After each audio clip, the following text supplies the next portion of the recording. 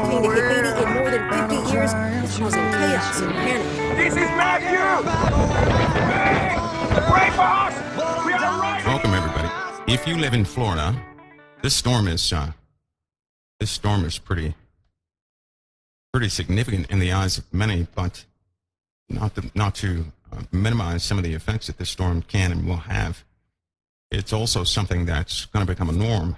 And I want to talk to you guys about, since this hurricane is coming in your attention, it's been drawn by this hurricane, talk about some real world scenario that we must all keep mindful of. So I want to discuss those things. Now, who knows where this conversation is going to go tonight, because I didn't really plan to come on in the first place. But I do want to say welcome to everybody.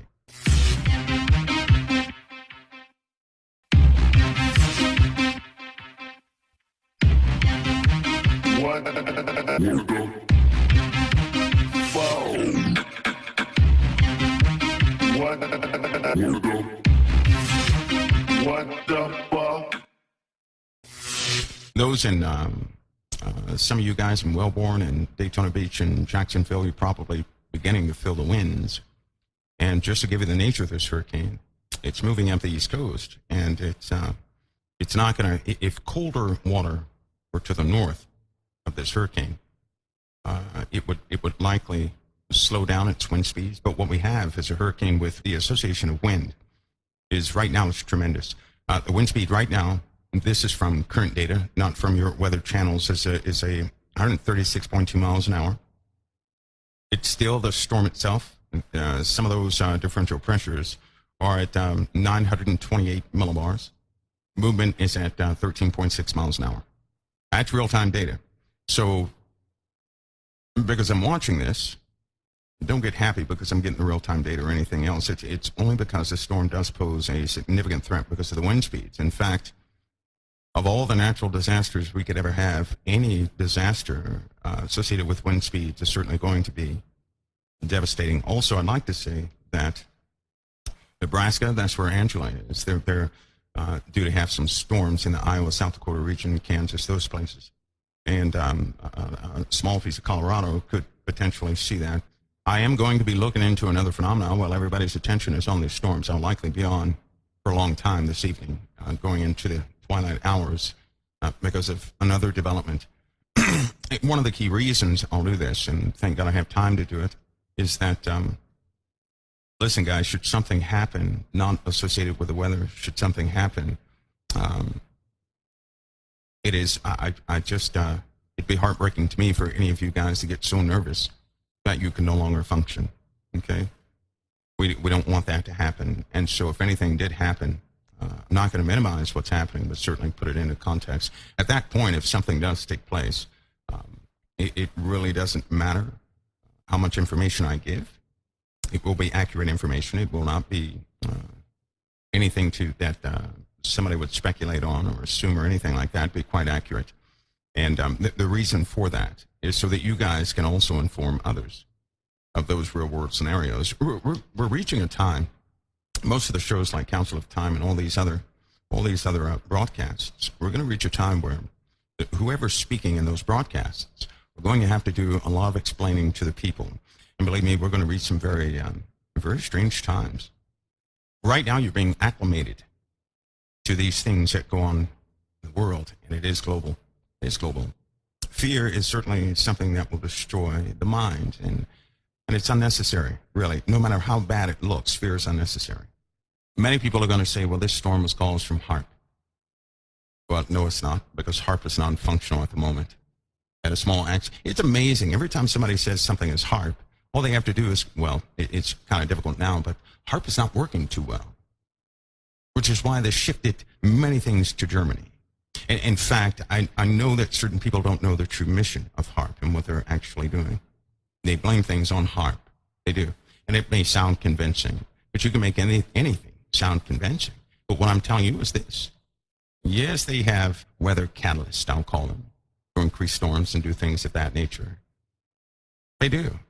Weather wars are real. That began in World War II, when they began to create clouds as a curtain to hide aircraft and ships. That's when the chemtrails really began. In World War II, it was a defense strategy. Then it flipped over to a computer program. So they could see a three-dimensional model a long time ago of everything that was on the face of the earth.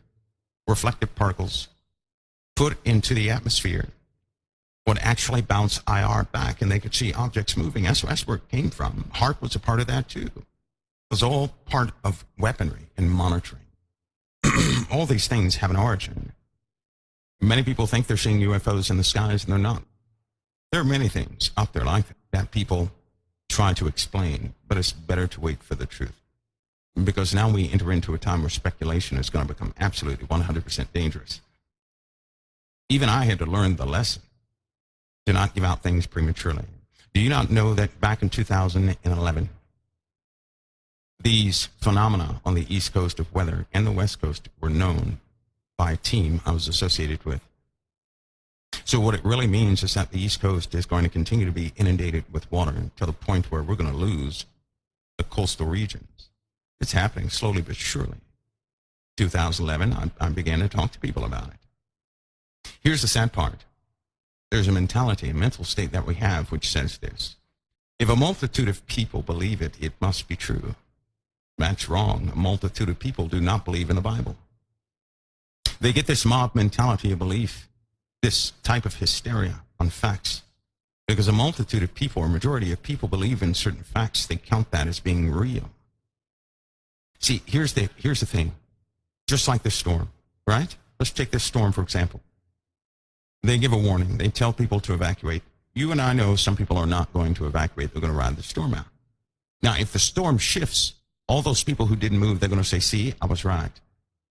And the people who evacuated, some of them will say, well, they can't ever get anything right.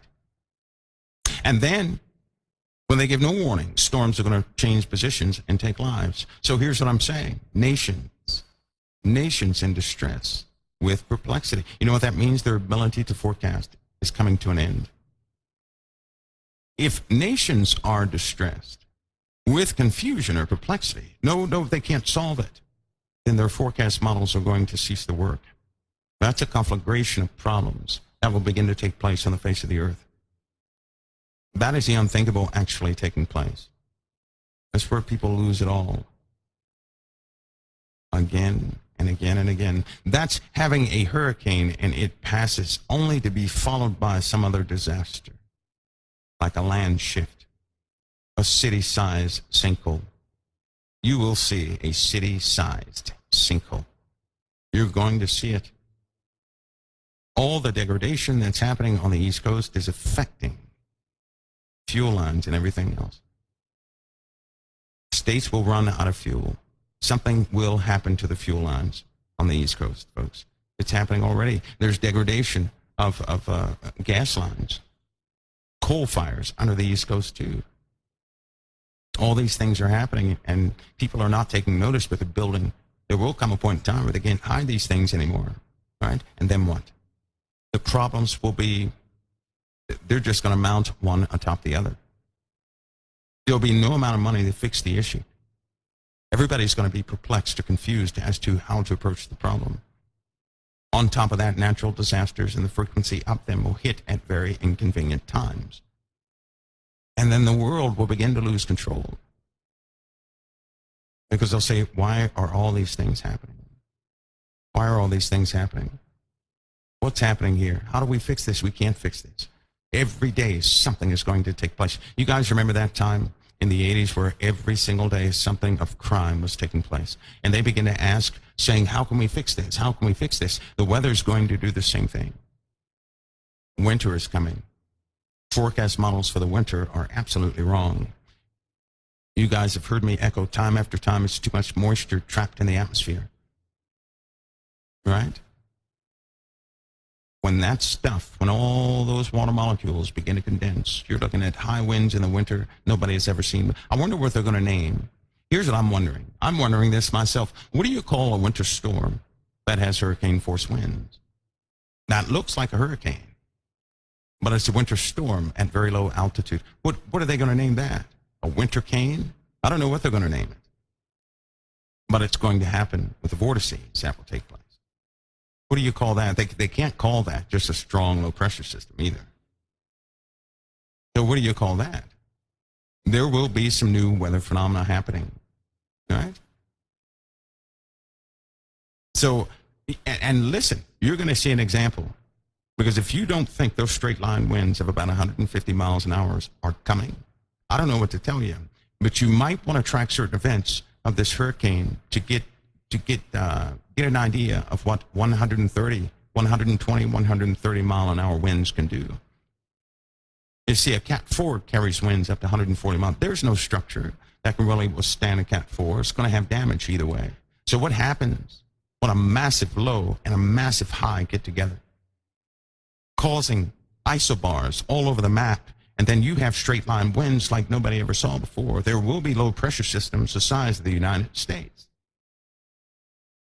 Can you imagine a low pressure system the size of the U.S. and a high pressure system the size of the U.S., and in between is the U.S.? Then you have straight line winds. And what will people do? We have all this knowledge, but we're not looking at the true potential, certainly of what the Lord said. That Jesus said this: the seas and the waves roaring, men's hearts failing them for fear, for looking after those things which are coming upon the earth. I want to explain something to you.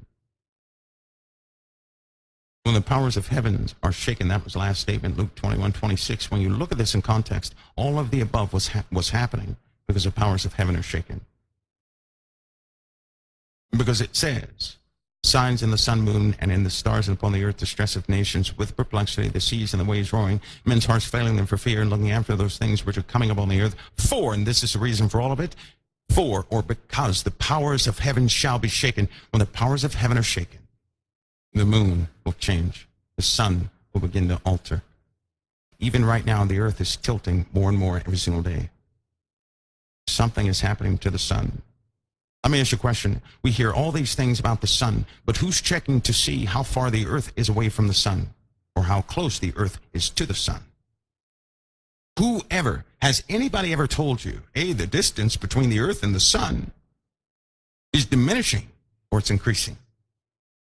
Have they ever talked about that? You hear about everything else, but when it comes to distance, they're not telling you anything. What about the moon?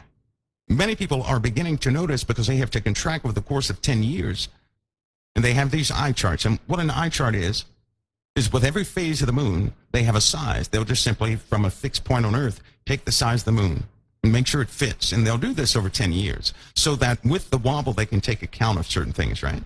The sizes don't fit anymore. It's either too small or too big. What does that indicate? That indicates that the moon's orbit is changed. And when the moon's orbit is changed, the water will be affected on Earth. So will the weather patterns, so will the seasons.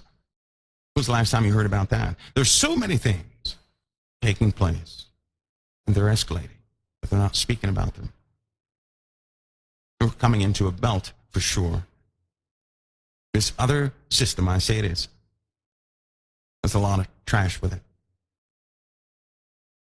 We're going to enter into it. Fireball sightings will likely increase at an alarming rate, to the point where people will become scared every time they see a light in the sky. Those who know what is happening, they know it's no way out. Can you imagine if we had a meteor storm and cities were burnt, right? But to a minimal degree, and people say, I'm glad that's over. We lost a city, but I'm glad that's over. And then somebody says, well, I hate to tell you this, we have 2 more coming in 2 months. People would they would be terrified, seeing the evidence that an entire city was lost. The entire sky at some point is going to be filled with ash. And then what? The entire sky. It'll be very cold on the surface, and if any direct sunlight hits anybody, they're going to be cooked right there where they stand. There's a degradation effect that can happen now that they've stuck aluminum fragments and everything else in the atmosphere. If ash is released, there will be a reaction. Many people don't even know that. They don't know the correlation between the ozone and volcanic eruptions, because we have tampered with the natural processes of the atmosphere. That just happened. We're now talking about global warming. The earth can balance itself. It can balance itself. Doesn't matter how many toxins are in the atmosphere, but when you take those elements that are deep within the earth and you begin to spray them in the atmosphere, they should never have been there. Then you have chemical reactions. You have a destabilization of things, and this is what they've done. So then things are out of balance, right? Why? because of the military-industrial complex, not because of coal fires, not because of fires, period, not because of your trash or cow farts. It's not because of those things. The composition of the atmosphere is very different than what it used to be. Very different. Are they telling you about the other massive system that's forming even right now? There is a possibility of another hurricane. Possibility. See, the water's too warm in the southern regions of the earth, which is where the jet stream dips down to. Is anybody discussing? See, I've looked at what you guys look at with the airflow maps and everything. You know what? They're inaccurate. They're not covering certain regions. That's called a digital fill-in. That's a trending airflow, which means it's not actual airflow. It's not real time. But they're filling in the gaps with fuzzy logic, kind of like a video game. But I didn't tell you another one's forming. No one told you what's happening well below Arizona. If you go in the South Pacific, something is forming down there too, which could likely just come up to the West Coast. I think something is going to form and go right across Mexico because we have very warm waters in the Gulf right now. It's going to pick up energy. Where you have warm water, these things pick up energy. And by the way, in the southern hemisphere, the waters are incredibly warm. Also, the rain event that the Mediterranean will begin to produce. These are just weather phenomena that are guaranteed to shake people up. But it's going to become so bad, people will begin that they're not going to want to live in coastal cities at all. They're not. Folks, I want to say be encouraged. You're worth everything to the Father because He gave everything for you. Okay, I want to leave you with that. I'm going to go get some updates on the storm. You guys that live in Florida and the folks in Nebraska and play in the middle of the country too, they're having they have a potential of some pretty devastating storms that are forming there too. So God bless you all. You may or may not hear from me later on air. I don't know. But I'll certainly come back to the chat room. God bless each and every one of you.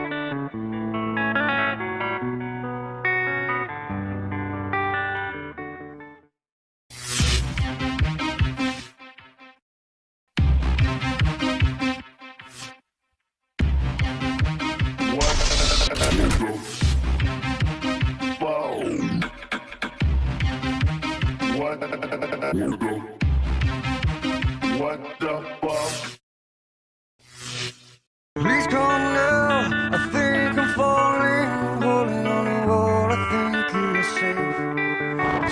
Tonight, the most powerful hurricane to hit Haiti in more than 50 years is causing chaos and panic. This is Matthew. Break for us. We are right. Welcome everybody. If you live in Florida, this storm is pretty significant in the eyes of many, but not to minimize some of the effects that this storm can and will have. It's also something that's going to become a norm. And I want to talk to you guys about, since this hurricane is coming in your attention, it's been drawn by this hurricane, talk about some real world scenarios that we must all keep mindful of. So I'm going to discuss those things. Now, who knows where this conversation is going to go tonight, because I didn't really plan to come on in the first place. But I do want to say welcome to everybody.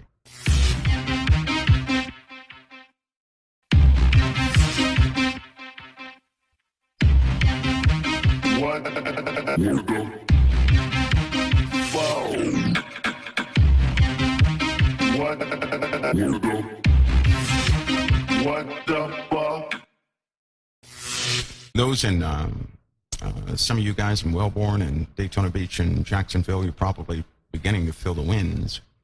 And just to give you the nature of this hurricane, it's moving up the East Coast, and it's not going to. If colder water were to the north of this hurricane, it would likely slow down its wind speeds. But what we have is a hurricane with the association of wind is right now it's tremendous.